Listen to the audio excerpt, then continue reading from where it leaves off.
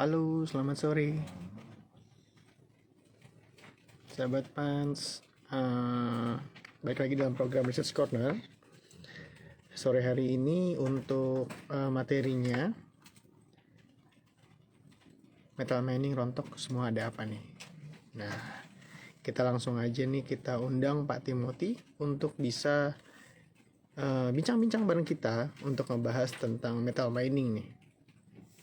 Kita coba.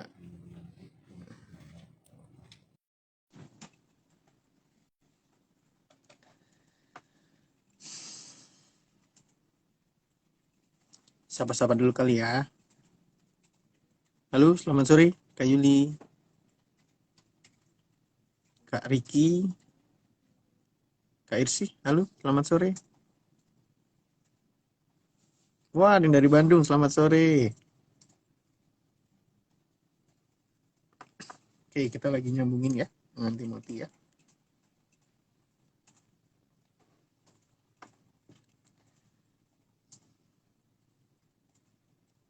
Masih dalam sambungan ke Timothy.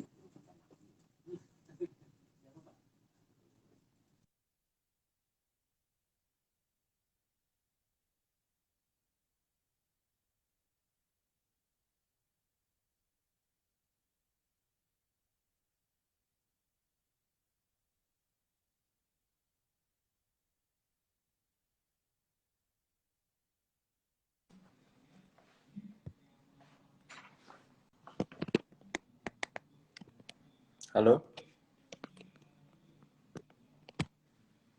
Halo? Suaranya nggak keluar. Ke-mute kayaknya. Suara jelas sudah? Udah. Oke. Oke, halo. Nah, teman-teman semua, Research Corner hari ini kita bincang-bincang bareng sama Timothy mengenai metal mining rontok semua ada apa? Ada apa nih, Mot? Kok temanya metal mining rontok gitu loh? Salah pakai obat atau gimana nih, Mot? Habisnya kalau kita lihat selama sejak awal minggu kan ini memang saham-saham metal mining rada serem gitu ya. Pada ada yang ARB berhari-hari gitu tiba-tiba gitu. Jadi ini sebenarnya memang tiba-tiba banyak pertanyaan juga gitu yang datang kayak kenapa sih saham ini kok pada turun semua gitu. Makanya kita ingin bahas nih, kayaknya hari ini seru nih. Ya ini buat apa? Mungkin yang lagi megang sektor ini juga banyak yang kejebak juga nih, Mot ya. Jadi mungkin ya kita coba bincang-bincang di sore ini biar yang udah kejebak bisa lebih bersabar mungkin ya, Mot ya. Nah, yang paling lagi topik yang gua bawa nih, Mot. Antam dan Dins tuh merah ya sepekan ini. Penyebabnya apa sih, Mot, sebenarnya, Mot? Dan bagaimana view dari tim Research Funds untuk ngadepin hal-hal seperti ini dan terhadap berita tersebut, Mot? Iya, oke. Jadi kalau kita lihat sebenarnya banyak ada beberapa sentimen sih sebenarnya. Tapi belum pasti juga nih sebenarnya apa yang benar-benar menyebabkan saham mereka ini bisa anjlok ya selama sejak awal minggu gitu ya. Kalau kita lihat saham Antam kan kemarin sempat 2 atau 3 hari ARB ya. Itu kan memang cukup unusual lah bisa dibilang kenapa Antam ini yang misalnya kayak BUMN yang cukup bagus tiba-tiba bisa ARB berhari-hari gitu. Nah, memang sebenarnya ada beberapa berita gitu yang berputar ya seiring dengan yang berhubungan dengan Antam gitu. Jadi mungkin saya cerita dulu sentimen pertama gitu ya. Jadi pertama ini kalau kita dengar sebenarnya IBC Indonesia Battery Corporation kemarin ini sudah gagal ya atau tidak jadi mengakuisisi Street Scooter. Ya, jadi kemarin itu sebenarnya pas bulan November atau Desember gitu akhir tahun 2021 IBC ini memang diberi kesempatan untuk mengakuisisi Street Scooter dengan harga 170 US dollar 170 juta US dollar ya. Nah, cuman pada saat itu memang dari sisi Indonesianya belum mau membeli nih, masih mikir-mikir dulu nih. Dan sekarang ternyata udah ada kabarnya kalau Street Scooter ini sudah diakuisisi terlebih dahulu oleh perusahaan lain gitu, namanya Odin Automotive. Ini perusahaan otomotif juga asal Luxembourg ya. Jadi dia udah terlebih dahulu membeli Street Scooter gitu. Jadi dari IBC-nya udah tidak ada kesempatan lagi gitu. Jadi sebenarnya kita lihat kenapa sih IBC ini mau membeli Street Scooter ya. Kalau kita lihat Street Scooter ini adalah perusahaan Jerman. Jadi ini adalah dimiliki oleh grupnya DHL. DHL itu delivery service ya. Kalau di Indonesia tuh kayak Tiki sama JNE. Nah, kalau di Eropa itu terkenal itu DHL gitu. Dan Jadi kalau kita lihat street scooter sendiri, ini produk-produknya itu adalah minivan gitu ya, minivan yang berbasis elektrik. Jadi elektrik van, vehicle yang van gitu ya. Dan kalau dilihat sebenarnya kenapa? Awalnya IBC ini mau membeli street scooter, tujuannya ini untuk mengembangkan sisi hilirisasi ya dari supply chain baterai di Indonesia gitu. Jadi dengan akuisisinya street scooter, IBC ini bisa memperoleh hak IP ya atau intellectual property dari mobil listrik tersebut gitu. Dan mendapatkan teknologinya biar bisa dikembangin lagi di Indonesia gitu ya. Cuman akhirnya kan kenapa nggak jadi beli? Sebenarnya kemarin tuh juga di saat berita ini keluar gitu ya, di akhir tahun kemarin banyak sekali pro dan kontra gitu ya. Karena kenapa? Kalau dilihat neraca dari street scooter sendiri ini masih negatif. Jadi mereka ini masih merugi dalam 2 tahun terakhir. Dan hutangnya itu juga lumayan gitu. Jadi masa Indonesia mau membeli perusahaan yang merugi gitu istilahnya lah ya. Dan juga kalau dilihat dari sisi intellectual property-nya, kekayaan hak kekayaannya itu sebenarnya nggak gitu bagaimana membantu atau melengkapi ekosistem Indonesia punya EV ekosistem gitu. Jadi makanya akhirnya memang tidak dibeli ya. Jadi itulah. Dan kalau kita lihat karena berita ini terus tiba-tiba jadinya marketnya nih cukup bergejolak gitu ya, mungkin takut atau apa gitu. Tapi kalau kita lihat secara garis besar ya, sebenarnya street scooter ini hanyalah satu proyek dari berbagai proyek yang dimiliki IBC ya. Jadi kalau itu sebenarnya harusnya ini nggak menjadi masalah yang besar gitu, karena kalau kita lihat IBC ini masih banyak proyek-proyek besar. Contohnya proyek Titan ini adalah kerjasama dengan LG ya. Lalu ada juga proyek Dragon ini kerjasama dengan CATL, perusahaan dari China. Jadi kedua proyek tersebut memang detailnya belum keluar ya, karena ini masih kerjasama masih bersifat private gitu, belum bisa didisclose. Tapi harapannya mereka bisa membuat joint venture ya, jadi antara IBC dengan LG ataupun IBC dengan CATL ini membuat joint venture di tahun 2024 mendatang nih. Harusnya ini bakal menjadi proyek yang cukup besar ya menurut kita ya. Lalu ada juga proyek lainnya lagi, yaitu proyek pengembangan motor listrik dalam negeri. Jadi sebenarnya ya akuisisi street scooter ini cuma salah satu dari proyek aja gitu yang memang kalau dibandingin yang lain ini nggak besar-besar banget gitu sebenarnya. Jadi seharusnya memang ini mungkin ada kepanikan dari market saja lah bisa dibilang gitu ya, karena oh tiba-tiba berita kayak gini jadi dianggapnya sebenarnya negatif gitu. Tapi kalau kita lihat secara garis besarnya sebenarnya belum tentu kan. Kalau kita lihat masih banyak proyek-proyek lain gitu dari IBC yang cukup menarik dan lebih besar lagi gitu. Nah, mungkin bingung nih kali ya kalau penonton, sebenarnya apa sih dampak dari IBC terhadap Antam dan Teens gitu ya. Jadi kalau kita lihat, Antam dan Teens ini berpotensi berdampak karena Antam ini memiliki 25% kepemilikan dari IBC ya. Dan Teens ini juga memiliki kepemilikan tapi melalui induknya. Jadi Teens kan dimiliki oleh Mind ID, holding BUMN untuk pertambangan gitu kan. Mind ID ini memiliki 25% dari IBC. Nah, jadi dari kepemilikan tersebut lah, jadi kalau ada kabar negatif dari IBC tentunya berdampak kepada siapa saja pemilik dari IBC tersebut gitu kan. Nah, gitu sih. Tapi seharusnya transaksi beli street scooter ini tidak terlalu berdampak lah pada Antam. Karena akuisisi ini juga sebenarnya jatuhnya kan ke hilirisasi ya, industri baterai gitu. Karena kalau kita lihat street scooter kan ini merupakan mobilnya gitu. Sedangkan Antam ini kan dari sisi menambang nikelnya sebenarnya itu nggak ada hubungannya gitu ya. Jadi seharusnya memang tidak terlalu berdampak lah. Mungkin ini memang cuma sentimen marketnya cenderung panik. Seperti itu sih kira-kira. Dan itu sentimen pertama ya, sorry ya. Lalu saya lanjut ke sentimen kedua. Jadi kalau kita lihat sebenarnya pemerintah ini sedang menimbang implementasi pajak ekspor nikel ya, yang berpotensi ini dikenakan di tahun 2022 ini. Jadi kalau kita lihat dari Deputi Bidang Koordinasi Investasi dan Pertambangan ya Bapak Septio, kemarin ini sempat bilang gitu ya, ke depannya ini ada potensi dikenakan pajak pada produk nikel yang berkadar rendah gitu ya. Contohnya itu NPI dan ferronikel. NPI itu nickel pig iron dan juga ferronikel yang memang sekarang adalah main producing dari nikel lah. Jadi sekarang nikel yang diolah tuh kebanyakan menjadi NPI dan juga ferronikel yang memang mayoritas juga diekspor ke China gitu ya. Jadi kedepannya ini misalkan ya, kalau misalkan harga nikel di atas 15.000, maka mungkin dikenakan pajak 2%. Jadi ntar bertahap gitu, semakin tinggi harga nikelnya, pajaknya semakin besar. Nah memang inilah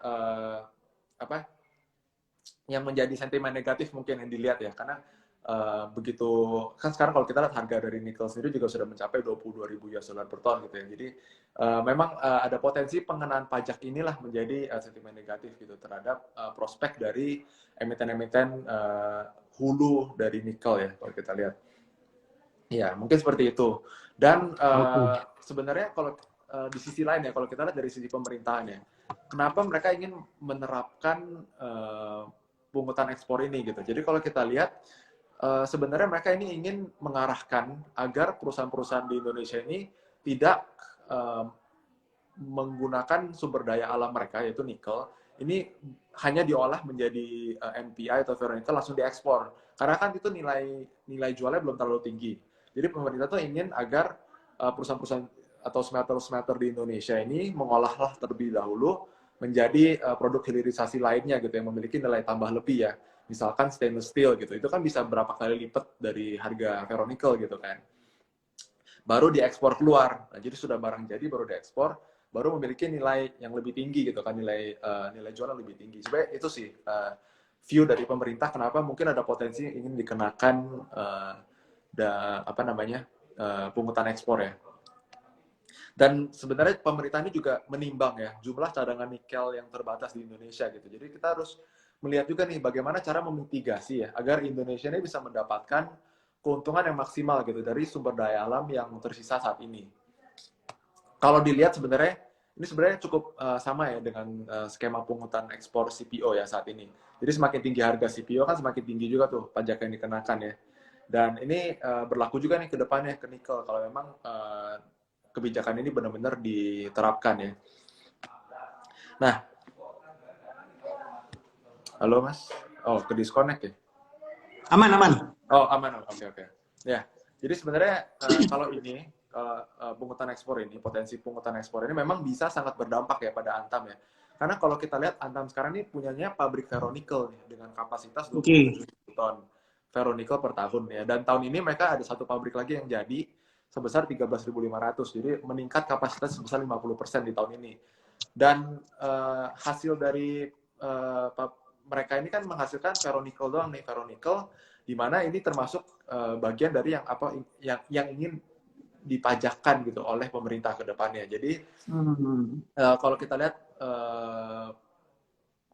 kemungkinan pungutan ekspor ini bakal berdampak kepada Antam ya, melihat dari sisi hasil yang mereka keluarin itu ferronickel gitu yang memang nikel berkadar rendah. Jadi memang itu cukup ada sentimen negatifnya di situ sih untuk Antam ya kalau memang kebijakan ekspor ini diberlakukan gitu. Tapi perlu diingat juga nih, pungutan ekspor untuk nikel ini sebenarnya itu cuma wacana ya. Jadi pemerintah ini belum tentu menggunakan kebijakan ini gitu. Jadi kita harus lebih berhati-hati karena kalau kita lihat di akhir tahun lalu ada juga wacana kan dari pemerintah untuk melarang ekspor nikel dengan kalori rendah 30-40%. Tapi akhirnya kan nggak jadi, belum ada kelanjutannya gitu. Nah, jadi memang kita harus lihat lagi nih, harus cermati lagi apakah benar ini akan diimplementasi atau hanyalah wacana gitu ya. Kurang lebih seperti itu sih ya. Kurang lebih mungkin faktor-faktor gitu yang menyebabkan kemarin emiten-emiten metal mining bisa ARB lah. Iya sih, benar banget. Mungkin dari teman-teman juga banyak juga ya yang ya termasuk saya juga sih, Mas Timot, salah satu pemegang Antam juga. Dan dibilang panik ya panik, karena kan maksudnya wah di awal tahun nih, masa udah dapat Turun gitu ya. hadiah awal tahunnya kok jadi kurang nggak enak nih. Iya. Nah, mungkin dari teman-teman sahabat Mans juga dalam kegiatan Research Corner ini boleh nih tanya-tanya juga sama kita, apalagi momentum-momentum apa yang pengen dilihat, mungkin juga boleh tanya-tanya juga mengenai metal mining ini. Mumpung Mas Timot nih baru dapat update informasinya juga lebih menarik lagi. Nah, dan ini Mas Timot mau nanya juga nih Mas, bagaimana nih Mas outlook metal mining di tahun 2022 nih Mas? Sedangkan yang di tahun kemarin itu bisa dibilang ya kalau menurut saya nih pribadi nih masih dibilang zona aman sih Mas kemarin tuh tahun 2021 tuh Mas. Nah, ini kenapa nih? 2022 untuk ya selama setahun ini tuh gimana Mas? Kan karena banyak banget teman-teman kita tuh yang suka banget pegang sektor ini nih Mas. Karena kan bisa dibilang ladangnya kan di Indonesia lah setelah gitu. Betul ya. Jadi sebenarnya ya, kalau untuk metal mining ini sebenarnya nggak perlu takut ya. Bisa dibilang tahun 2022 ini adalah tahun yang berpotensi akan menjadi sangat baik gitu. Jadi sebenarnya kalau kemarin udah keburu pegang Antam ataupun apapun yang metal mining ini masih turun, ini nggak usah khawatir gitu. Karena menurut kita prospek di tahun 2022 ini masih sangat bagus. Jadi kalau kita lihat ya, per hari ini harga nikel ini sudah mencapai 22.000 US dollar per ton ya. Ini sudah tertinggi sejak tahun 2011 gitu. Jadi udah all time high sejak 11 tahun terakhir gitu. Signal baik ya satu. Lalu kalau kita lihat harga timah juga sudah mencapai harga timah sudah menembus 41.000 US dollar per ton. Ini sudah all time high lagi ya. Yang kemarin memang di 2021 akhir sempat dicapai, sekarang dicapai lagi all time high lagi. Jadi kalau kita peningkatan harga di awal tahun ini memang ada sentimen dari Indonesia juga sih sebenarnya. Karena yang tadi saya sebutkan, Indonesia berpotensi memberlakukan pungutan ekspor nikel gitu. Jadi tentunya kalau ada pungutan ekspor, ini membuat persediaan nikel global ini semakin mahal dong dan terbatas. Karena kan semua dipajakin gitu kan anggapannya kan. Jadi kalau kita lihat, itu sentimen positif tuh untuk harga ke depannya. Dan selain itu kita lihat dari stoknya nikel di global ya, di LME London. Ini sudah menurun sejak bulan April tahun 2021 kemarin. Jadi sudah hampir setahun stok di global ini menurun terus. Dari tahun lalu di 260.000 ton, sekarang hanya 99.000 ton. Ya. Jadi kita lihat memang harganya naik memang karena stoknya ini semakin lama semakin berkurang nih, produksinya semakin lama semakin berkurang juga gitu ya. Dan kalau kita lihat ya dari Goldman Sachs itu dari US, ini juga telah merevisi naik ya proyeksi harga base metals. Contohnya aluminium, nikel, tembaga, dan zinc untuk 12 bulan ke depan. Jadi mereka memang meningkatkan proyeksi mereka karena mereka melihat adanya permintaan pada industri mobil yang mobil listrik ya, yang cukup signifikan gitu per jamnya permintaannya. Dan juga stok global yang terus menurun ya sejak tahun 2021. Dan juga mereka meningkatkan proyeksi defisit nikel di tahun ini dari 13.000 ton menjadi minus 30.000 ton. Jadi meningkat kurang lebih 2,5 kali dari target ya.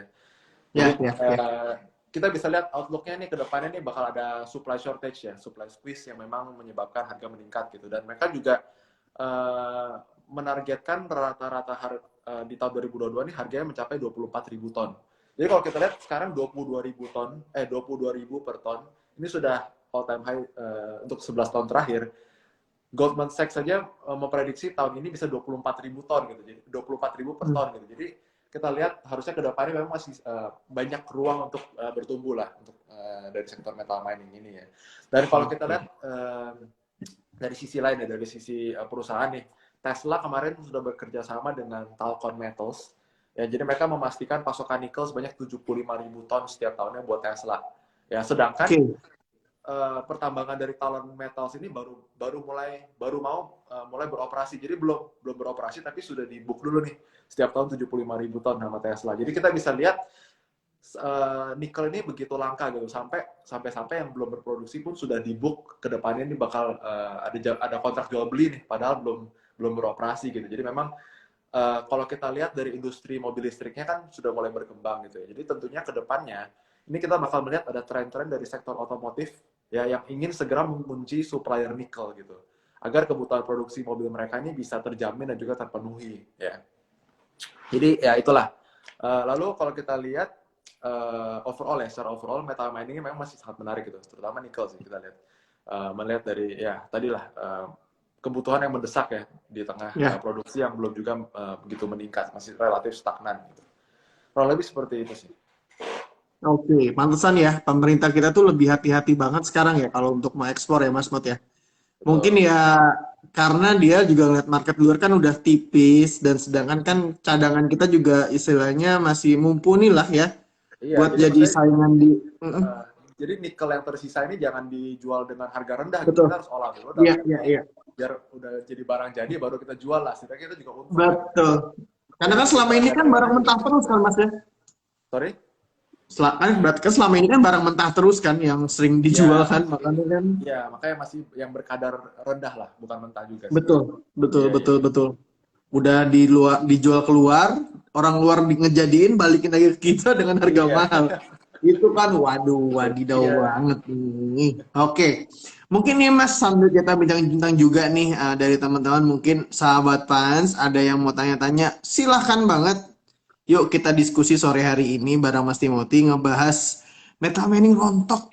Kenapa nih Bray? Wah ini harus ditanya-tanya banyak sebenarnya sini. Kita coba tunggu-tunggu ya sambil nunggu kita mungkin ada ini sebenarnya pertanyaan terakhir sih Mas Mut ya. Mm-mm. Target price emiten Metal Man itu berapa berapa sih Mas? Per Oke. emiten Mas kira-kira Iya. target-targetnya Mas? Oke, jadi kalau di panen kita ada Metalman ini ada 4 emiten ya, Ya. Antam, Teens, MDK, dan juga Inco. Dan Hmm. kalau kita Antam nih, target price kita di 3.300 ya. Kenapa?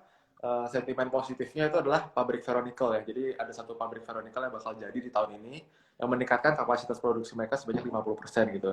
Jadi kita melihat dari lini bisnis nikelnya Antam ini masih sangat besar pertumbuhannya Hmm. di tahun ini dan tahun-tahun ke depan gitu ya. Terutama kalau kita lihat tahun 2024 ini ada potensi Antam membangun pabrik baru lagi satu nih, pabrik HPAL, di mana ntar Wow. hasil dari pabrik tersebut ini bisa digunakan sebagai katoda untuk baterai mobil listrik gitu ya. Jadi cukup menarik. Hmm.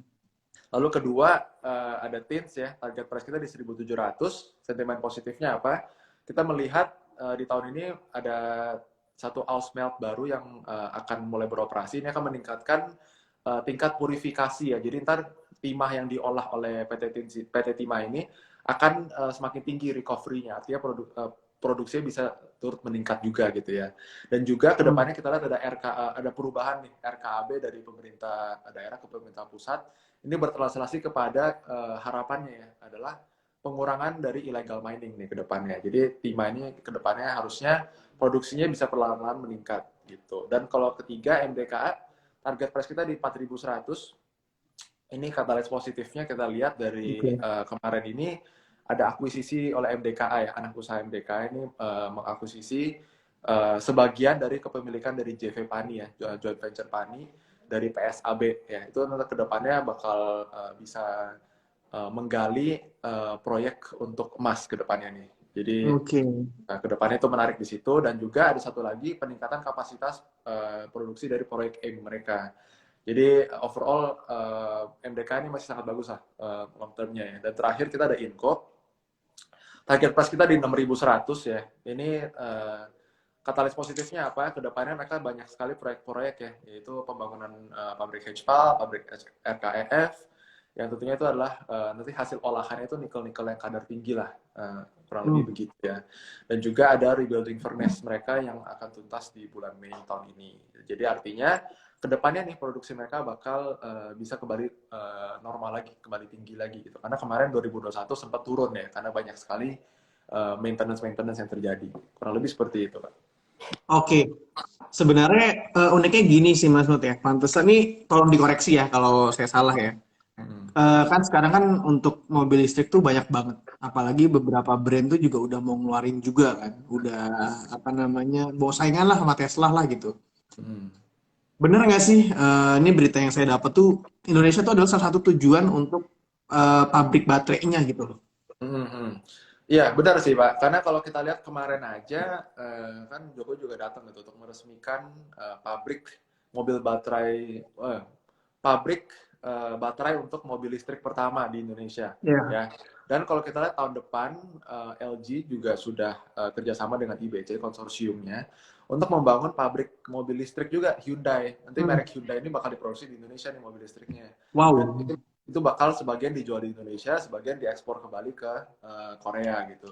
Jadi memang Indonesia ini sangat terbuka ya kalau kita lihat, terutama Betul melalui betul. IBC untuk mengundang investor asing ya untuk mulai membangun ekosistem baterai listrik atau mobil listrik di Indonesia gitu. Karena memang melihat kita ada Mhm. potensi nikelnya, kita punya bahan bakunya ya kenapa kita nggak buat aja ekosistem sampai dari hulu sampai hilirnya gitu kan. Ya, ya. Jadi kurang lebih seperti itu sih. Tentunya Negara kita pinter yang ngambil momentum ya Mas ya.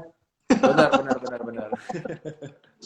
Itulah. Oke, sip sip. Mas Mot, thank you banget nih Mas untuk bincang-bincangnya sore hari ini tentang mental mining. Untuk teman-teman yang masih apa ya, mungkin malu-malu nih Mas Mot bertanya, bisa langsung aja DM ke kita. Boleh boleh. Pertanyaan-pertanyaan nanti kita sampaikan ke Mas Timotinya. Nanti kita bakal balas satu-satu untuk pertanyaan dari teman-teman sahabat Mans yang sore hari ini nonton. Ataupun yang ketinggalan bisa nonton aja langsung di IGTV kita. Oke Mas Timothy, thank you banyak waktunya karena waktu memang, aduh waktu tuh memang sempit banget Mas. Tahu-tahu udah Kamis aja nih, udah besok udah mau Jumat aja. Oke, thank you banget. Sehat selalu buat teman-teman, sehat selalu buat Mas Timothy ya. Sampai Thank you ketemu di juga. program Research Ya. Corner di Kamis depan. Mungkin ada closing statement Mas, sedikit Mas. Ya, oke. Jadi kalau kemarin nih yang sudah nyangkut-nyangkut atau melihat saham-sahamnya merah ya di sektor metal mining, tenang aja. Kita masih punya 1 tahun, ini baru bulan Januari gitu. Kita lihat ya perkembangan ke depannya nih harusnya masih sangat optimis ya. Kita Oke. untuk metal mining gitu. Jadi stay tune aja, lihat ke depannya perkembangannya seperti apa sih. Agak adem gua. Salah satu pemegang saham Antam tuh agak adem. karena karena apa gue jual paksa aja ya. Oke Mas Mo, thank you banyak ya waktunya ya. Ya, Sampai ketemu di Kamis terima depan kasih program atas Research waktunya. Corner dengan tema yang lebih menarik lagi. Bye. Thank you Mas Mo. Thank you. Selamat sore.